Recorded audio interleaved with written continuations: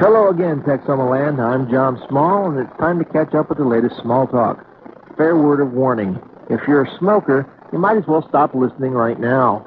Unless, of course, you're one of those masochistic types who gets a charge out of having some wise guy know-it-all give you a hard time for remaining enslaved to the habit from hell.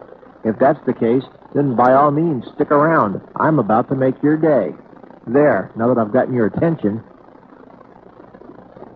Need a small business loan? A Durant-based nonprofit agency is ready to help you with its SBA Micro Loan Program, a program especially designed to help rural entrepreneurs borrow up to $25,000 or as little as $1,000 with less red tape and little collateral. Rural Enterprises Incorporated specializes in business loan financial packaging. So if you need business startup or company expansion money, give them a call at 1-800-658-2823. Again, that's 1-800-658-2823. Ran across a story not long ago that told of an experimental fungicide that has apparently proved to be quite effective in slowing the spread of destructive blue mold through the tobacco crop. Seems that tobacco farmers in the state of Kentucky recently obtained an emergency exemption from the EPA to use the fungicide Acrobat MZ as a means of controlling blue mold, an airborne disease that produces leaf lesions on tobacco plants. Now, my question is this. What with all the hoo-ha we've been hearing lately about the evils of tobacco, why not just let this funky mold stuff kill it all off and be done with it?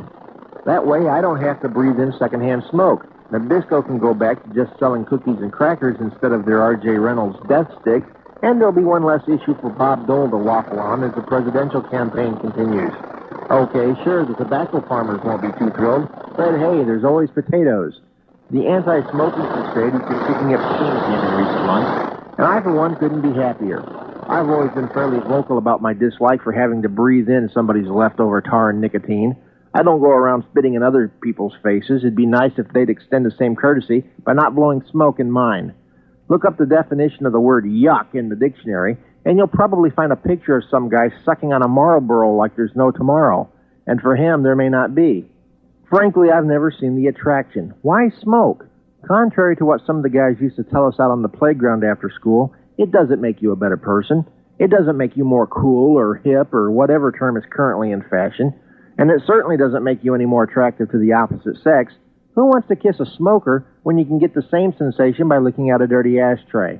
The only thing smoking does for a person is shorten his lifespan, stink up his clothes and everything else around him, and aggravate the eyes, lungs, and dispositions of those of us who prefer oxygen to whatever foul byproducts are produced by those who smoke. Still, the militant smokers are bound and determined to protect what they perceive as their right to endanger their health and ours. I once got a letter from an irate newspaper reader who took me to task for being such a vocal opponent of smoking. We're all going to die someday anyway, he argued, so what difference does it make? Well, I responded to that little tidbit of wisdom by suggesting that he go out and stand in front of a speeding truck. After all, it's faster. Here with John Small with Small Talk. Here is commentary every day, Monday through Friday here on KMAD between 8 and 8:30. And also we just column the Durant Daily Democrat from each Friday and each Monday. Next time, John, speak right up. Are you pro or anti-smoking?